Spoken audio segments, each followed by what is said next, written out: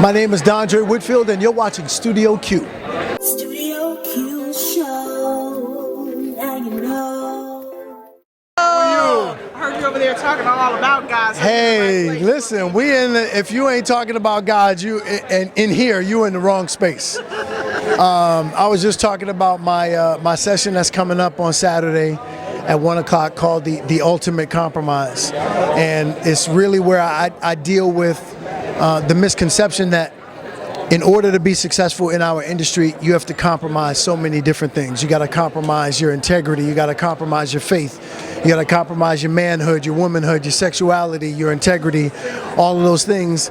And that's the biggest misconception. So I'm going to break all those things down on Saturday in a super powerful way. I'm fasting right now, preparing for that.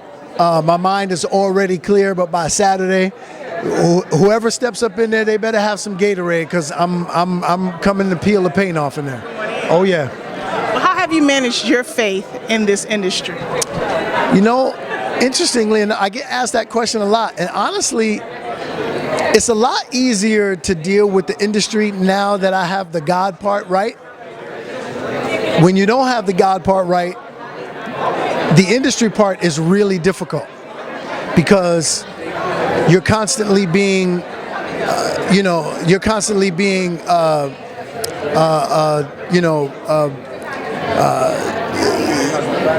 given the dangling carrot, like here it is, and you think you actually can catch it, and you really can't. Every time you move, it moves. And so when you realize that that's what you're actually dealing with, then you know how to really navigate these waters. Because if God is the ultimate author, and he has you in mind, and you're really a person of faith, then there never really is anything to worry about, because you know that God really does have you. So as long as you're doing your part, faith without works is dead, right? So you know that you ultimately have to do something, and as long as you're doing the something, God is going to work out the rest of that. So relax, take it easy, be at peace. You got to walk with peace with that. That's why when you see me, when I walk around, my face ain't frowned up, because ultimately I know God has me, and as long as I'm doing what I'm supposed to be doing, I'm all right. And finally, what do you think about the Ferguson?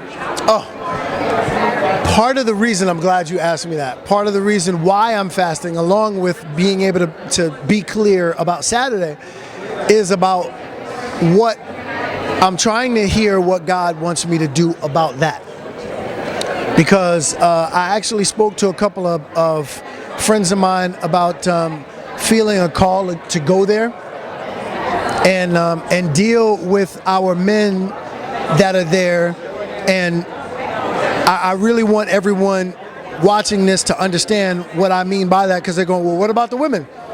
I firmly believe that when a community has a real group of men that understand what their role is and that they are there to lead, then we have a healed community. Our sisters have been leading because we've put them in a position where they've been forced to lead because of our absence. And it's way past time that we step back into our role that God ordained for us in order to lead our community, our family, our children. You have a group of men who are leading properly.